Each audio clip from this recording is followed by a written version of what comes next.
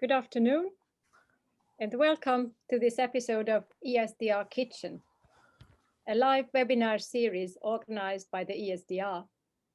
In this kitchen, we have 4 different series: the recipe book, sweet and sour, freshly baked, and molecular cuisine.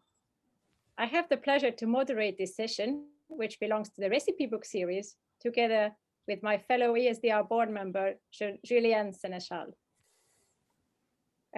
We would like to thank Amgen for the kind support of this episode with a grant. Now, in this episode, I am very pleased to welcome Auke Otten. Auke Otten he is going to talk about CRISPR Genetic Screens and unravel the mysteries of CRISPR Genetic Screens for us. Auke Otten received his PhD degree in Belgium.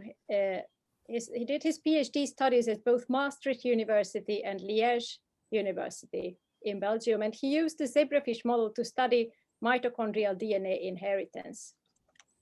After a short stay in Maastricht, after the PhD, he joined the laboratory of Dr. Brian Sun at the Department of Dermatology at UC San Diego, where he is working now. His research aims to identify novel regulators in skin development and to understand the molecular mechanisms that contribute to skin development and associated diseases. Among others, he has used the genome-wide CRISPR Genetic Screen. So this is what we are going to hear about now, and he will make this technique simple for all of us. If you have any questions, you can ask your questions in the chat function or in the Q&A, and we will take the questions after the talk.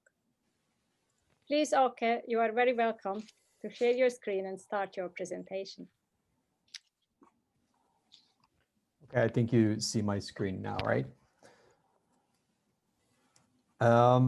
So I would like to start by thanking the ESDR for giving this opportunity to give a talk about CRISPR genetic screens, which is a hot topic in modern day molecular genetics.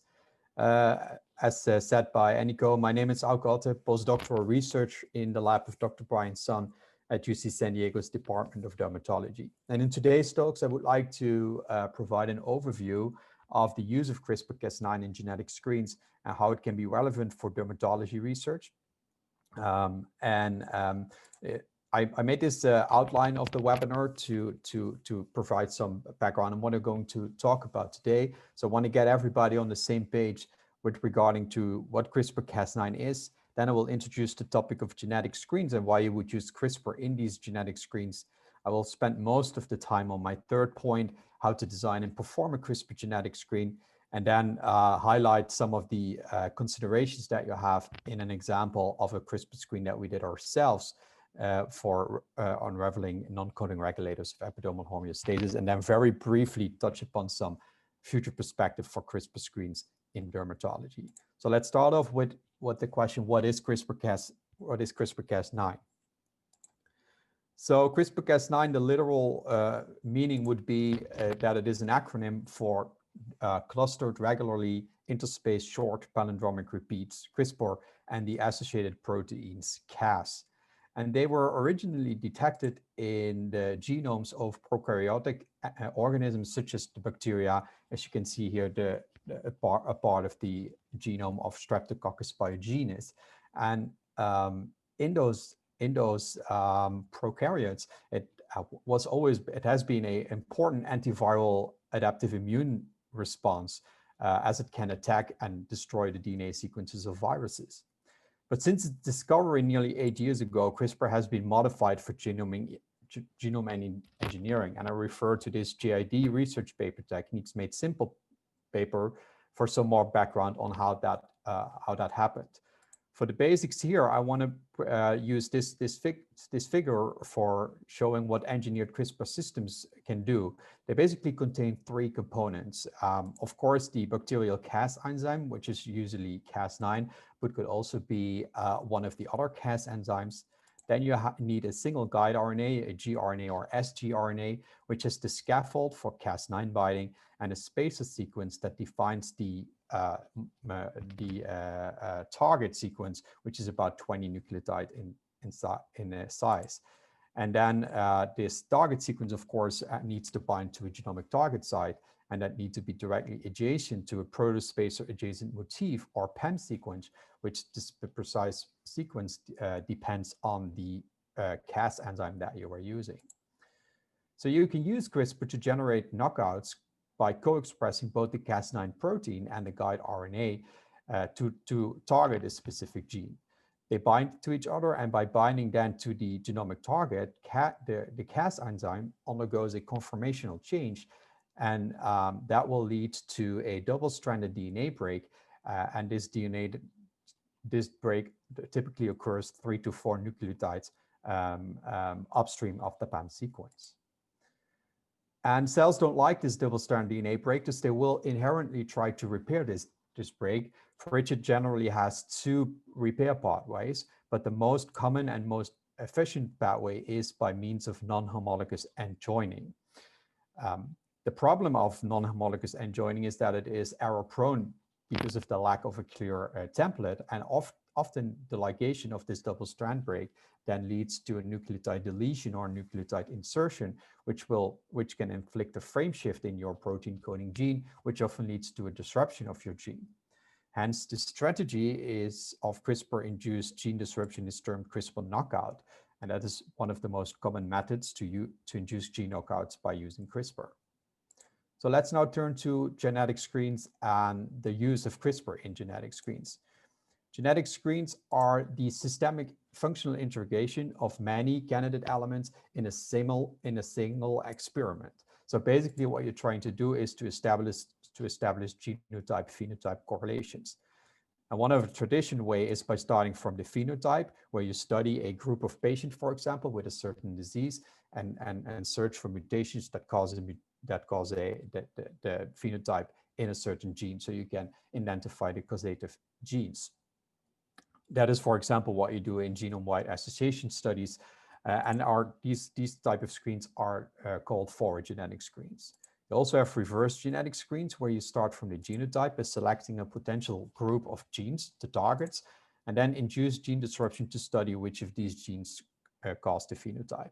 And it's within these in this gene induction where CRISPR plays an important role, as it can, like for example, RNA interference or other genetic engineering techniques, assist in inducing the gene disruption. But CRISPR has many advantages, and as the effect that it is leading to a knockout, as I showed in the earlier introduction. And this knockout is typically very irreversible and thus stable, so you can study long-term effects. The use of a specific guide RNA in combination with the required PEM sequence also leads that CRISPR-Cas9 has a high efficacy and typically has low off-target effects. Furthermore, CRISPR is very versatile, and with this picture that I like of the Swiss Army knife, because it is a good analogy to describe what CRISPR all can do. It's you can see on the top that it can be used for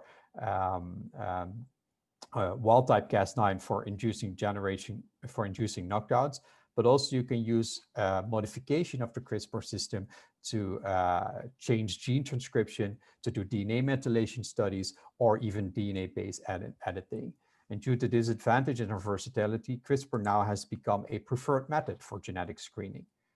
And it's therefore not surprising that the versatility and the advantages and the usefulness of CRISPR as a tool for rewriting the code of life, discovered by Emmanuel Charpentier and Jennifer Doudna, received this year's Nobel Prize of Chemistry. So now let's spend some time on how to do a CRISPR screen and how to design a CRISPR screen and what it is. So as I told in the introduction, a single guide RNA will lead to a knockout of a single target. But in a CRISPR screen, basically what you do is you take a lot of guide RNAs so you can induce knockouts of multiple targets. During CRISPR screen, this collection of different guide RNAs is called a guide RNA library. And I think a good analogy, a good illustration of this is by comparing this with a jar of candy with different colors, where each different guide RNA, each different color, inflicts a different gene knockout. So this is basically what you have in a screen. You have multiple guide RNAs that lead to in a single experiment that lead to different disruptions. During the screen, you will deliver these guide RNAs to cells so that each cell will receive only a single guide RNA.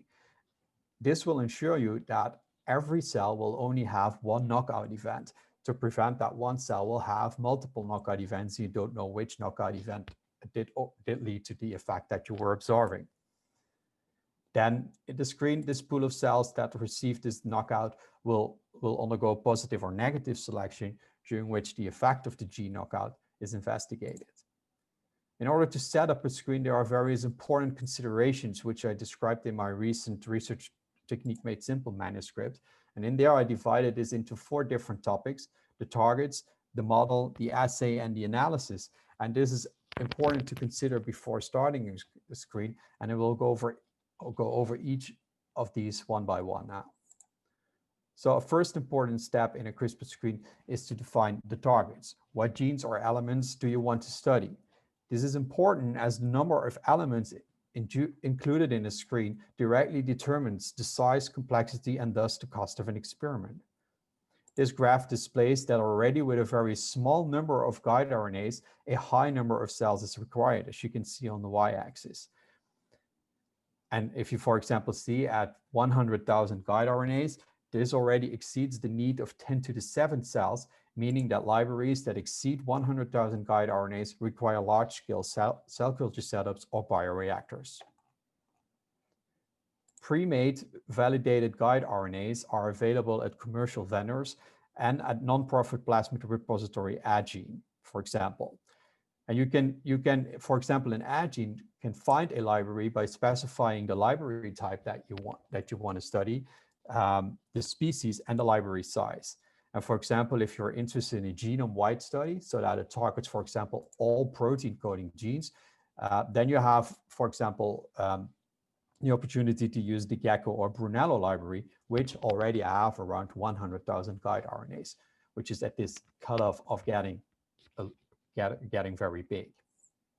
So what you can also do is to try to reduce the number of screens by going a little bit for more a focus screen, because that it will be less labor and resource intensive. And for that, it is wise to start in the beginning to see if you can apply some filters to reduce the targets that you want to study. For example, by defining the genes that are expressed in the biological system using RNA-seq. And in the case of, for example, studying the epidermis, you may want to target only the genes that are expressed in this system. And for example, for the epidermis, using the database of this paper, that is about 6,000 genes. You could also further fine-tune it by looking to differentially enriched or progenitor-enriched genes. Another way to fine-tune your targets is by focusing on a certain class of elements, for example, transcription factors or RNA binding proteins, if your research question allows you. So if you do a more focused screen, it might require to develop a guide RNA library. And the guide RNA, and it is important to realize that the guide RNA library size doesn't only depend on the number of elements, but also on the number of guide RNAs per gene that you want to include. And the latter is very important because this highly increases the confidence of the screen that you will do. You will feel more confident if multiple guide RNAs targeting the same gene, leading to a similar gene knockout, show similar results. And then typically, if you look into CRISPR libraries, the absolute minimum of is 3 or 4 guide RNAs per gene. But the more you include, the reliable your screen outcome will be. And you also have to add up some negative and positive control guide RNAs in your screen. The negatives to assess the neutral variation that will occur during your screen by the variation, which I'll talk about later as well. And also some guide RNAs that target essential gene, so you can see that the knockout of these genes occur during your screen. You need to design these guide RNAs, which of course depends on the presence of the PAM sequence and also some other sequence context. But it is very useful to use some online tools in this case. And I have listed some here, but you can find more in the various literature references provided. So let's now look at the model. What cell line would you want to use? In general, I think you need to realize that the cell line that you want to use needs to be able to tolerate the delivery of both the Cas9 protein and the guide RNA. And this delivery often occurs by means of two distinct expression vectors, one that enables the expression of the guide RNA, as you can see here with the specified 90 to 20 target region, and one that allows expression of the Cas9 protein. And then both of these vectors need to be delivered to your cell. There are various options to deliver Cas9 and the guide RNA to the cells, and discussion of all of them would almost require another webinar. I fulfill here by stating that the most commonly used method is by using virus-mediated lentiviral delivery, and then especially lentiviral delivery, as lentiviral delivery often leads to stable gene expression and also is capable of delivering large cargoes. However, before starting, it needs to be thoroughly tested whether the cell line that you want to use is tolerant for the dual delivery and the delivery option of your choice. For example, some primary cells that you might prefer because of their direct relevance to the biological systems are not always tolerant for this and might not be able to be used in a screen. Another point to consider when choosing the cell line is the number of cells that is required for a proper screen. Remember again that each cell needs to receive only one guide RNA to ensure a single knockout per cell. And this graph shows how you can do this, that this depends on so-called infection efficiency. So low infection efficiency, as you can see on the left bar, will typically lead to a high percentage of cells that only receive a single guide RNA. But the total number of cells that receive a guide RNA at all is very low, only 5% of the cells you're starting with.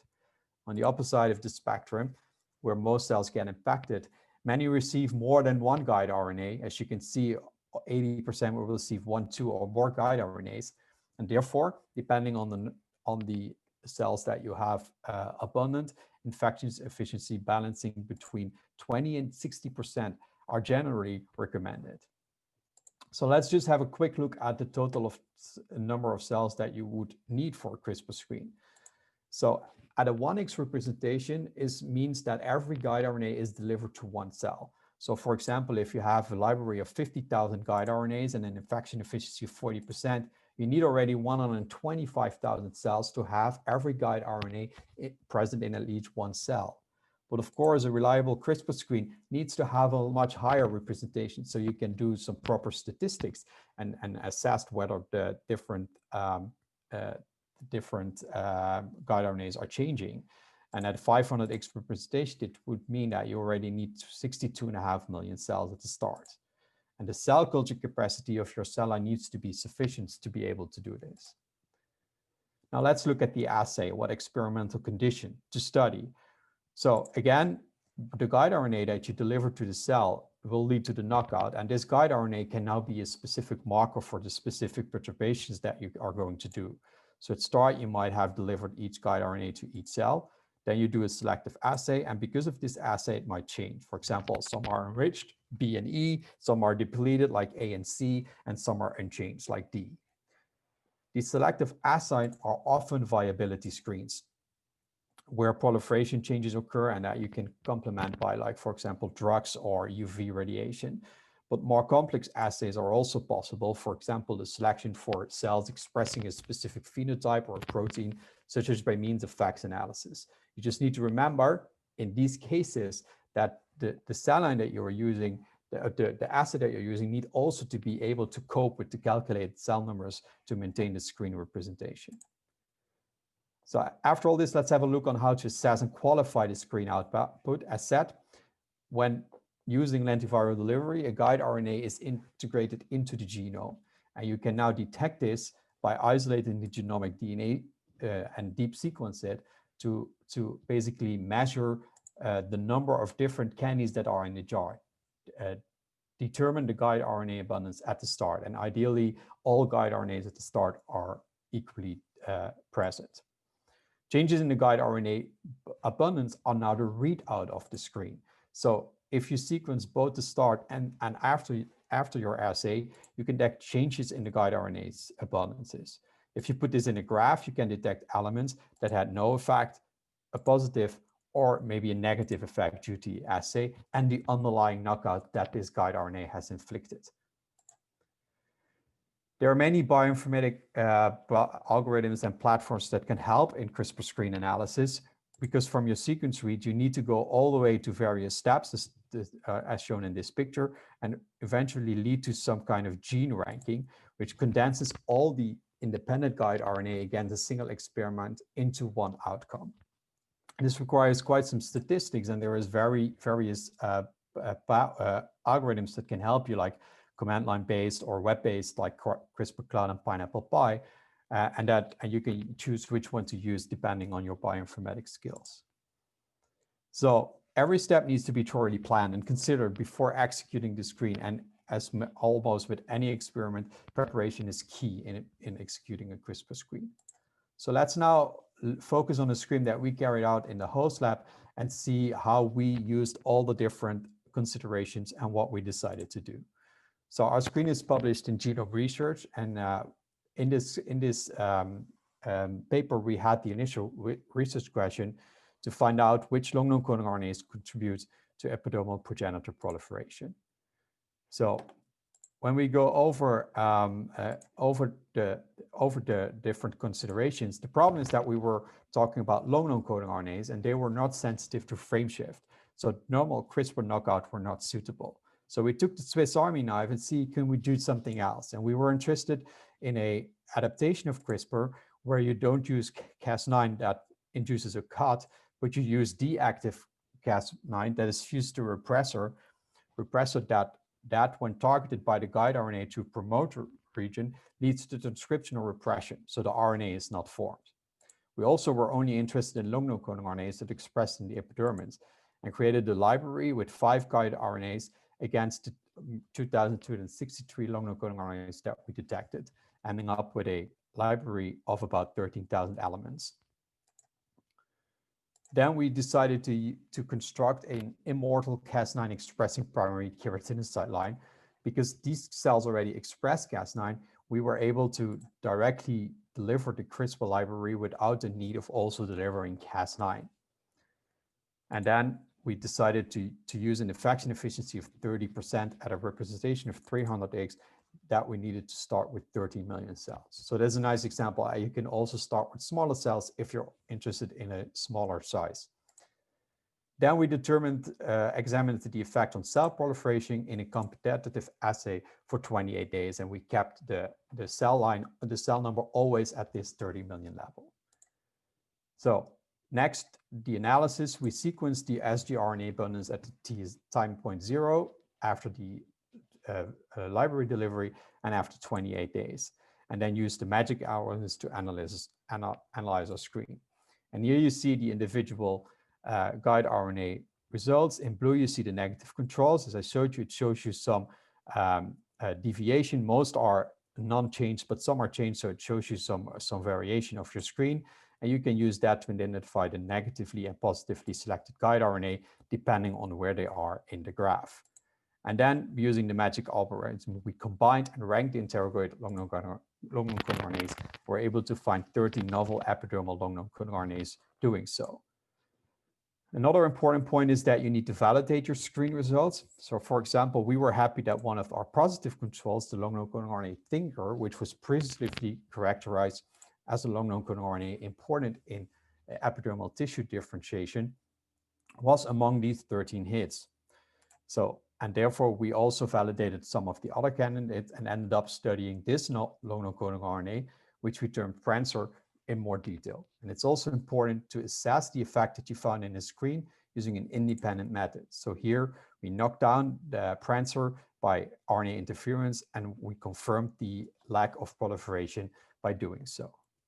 So the examples that I've talked about in this webinar can be found in the Genome Research paper of January 2020 and a recent Research Technique Made Simple paper, CRISPR Genetic Screens. So let's only very briefly touch upon the future perspectives for CRISPR screens in dermatology. Basically, you can study anything with a CRISPR screen. And the main thing is that you can use CRISPR screens to identify novel roles for genomic elements, to understand disease etiology, drug development, genetic therapy development.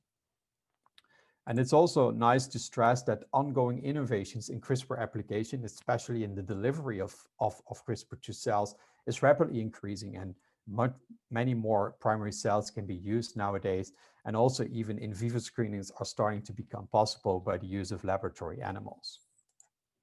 I think in dermatology, you can almost try to answer any question with a CRISPR screen. So for example, can we identify therapeutic targets in skin cancers and genetic skin diseases? And or as I showed in my example, what non-coding elements, for example, long non-coding RNAs, but also like enhancers, contribute to skin disease, and what genes regulate response to skin microbiome.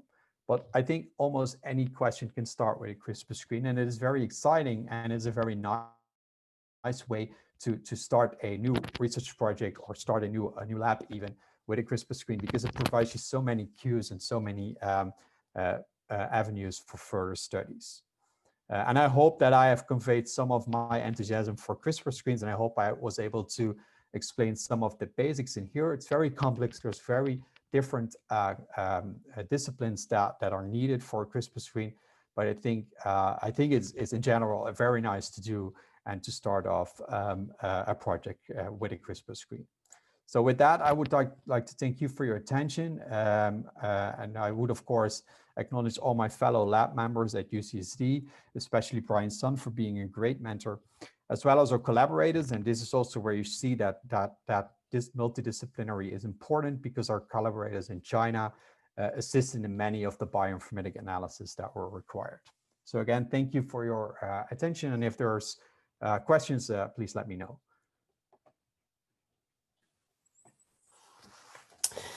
Thank you very much, Auke, for this great presentation. It was very clear, this talk, especially for people that are not familiar with this technique, like me, actually. So it was very clear. So we do not have any question first, but yes, there is a first question. Can you use an inducible system for the delivery of the Cas9? That's a good question, and yes, you can. So there is vectors that use the inducible, for example, doxorubicin plasmid vectors, where you can clone in your guide RNAs or your Cas9 to be able to make it an inducible system. Yeah, that's very well possible. Yes, we got another question from Eli Sprecher here. So the question is, could you comment on recent data suggesting that Cas9 activates the p53 pathway? Yeah, I think in general, there's always, when you do something to the cells, like the lentiviral delivery or the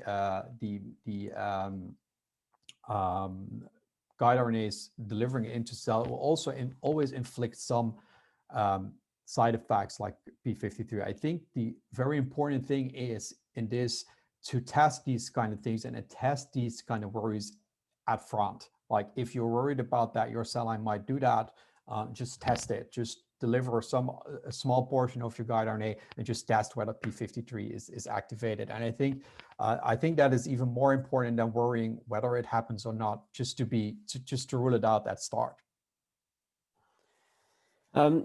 Thank you. We received many congratulations on your talk, and this talk will be available on the YouTube channel of the ESDR. Just another question for how to confirm the knockout efficiency after screening. Is that immortal primary keratinocytes commercial available? For the culture cells, 28 days, will the keratinocyte grow too confluent and start the differentiation? Yeah, very good questions. So I didn't, of course, put all the details in the presentations because it gets very, very detailed very soon. So to talk about the 28 days culture, you will have to reseed them we reseeded them every time they reached about 70% confluence. But the important thing there is that you always seed the number of cells that you calculated in the beginning to keep the representation of your screen during the whole process. So if you do, you can of course not keep them growing for 28 days. They will get confluent and it will differentiate. So every time it's 70%, reseed them at the cell number that you calculated to remain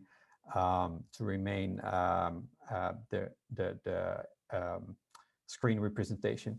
Cell lines, so in general, if you want to start with primary keratinocytes, the thing is you will have to deliver both the Cas9 protein and the guide RNAs. So that's why we created a consecutive expressing Cas9 cell ourselves. I don't know whether that one is commercially available. I don't think so. Just want to refer to the American Tissue Organization, ATCC, which applies, it's like a little bit like Agene, but now for cells, where you can look up if a cell line that you're interested in that expresses Cas9 already is available. Yeah, thank you for all these replies. It was a complex question. There is one more question here. Have you had any experience with splicing site long non-coding RNAs knockout library screening? Sorry, can you say again? Have you had any experience with splicing site long non-coding RNAs in library screening? I have not. So splicing in long non-coding RNAs, that would maybe be meant here. No, I have not. Yeah, I have not. No experience. I know that there is like specific Cas9. So if you, like I showed you the Swiss Army knife, which is even more complex, you also have Cas proteins that target RNA, and if you attach splicing factors to that, and there is some papers out that are doing that, where you can studying splice site changes in protein coding genes. I have not combined this. We are working with that too in the lab, like to try to change splicing of RNAs, but that is always protein coding RNAs. I have not used this in the context of long non-coding RNAs. Okay. Enikö, do you see any other question that we do not have asked? No, but I would just like to ask you a last question here. So if you would compare the CRISPR genetic screens to siRNA screens, what would you say? Just shortly comment on that, the differences and advantages and stress for cells. I think in general, the idea is that siRNAs might tend to have a little bit more side effects, like more off-target effects, especially when you induce them in such a large proportion. The opposite, however, I think one of the things that is still quite good about siRNAs is that we've been using them for a longer time, so we know a little bit more about the sequence context and how you can get them efficient. And I think both these developments on both designing siRNAs or guide RNAs is developing so rapidly that I think they will be side by side used for quite a while. I think it's one thing I want to commend there is, I think if the cell line you're using is not tolerable for guide RNAs, and you screen and you really want to do your screen a certain cell line, then I think siRNAs are still very good alternatives to check whether that might work in your case. So I think they're not excluding each other. Thank you very much. And I would like to thank you that you participated in this very early hour. You're welcome. To wake up to start at 4:30 at your time. Yeah. Really appreciate it. So that's why it's still dark here. No, thank you very much. It was again a great talk, and it's time to conclude.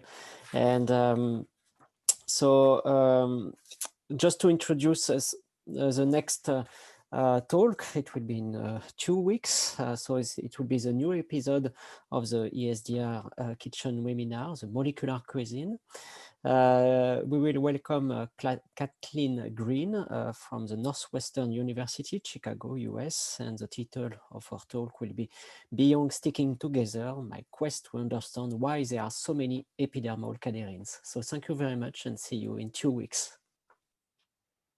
Thank you very much.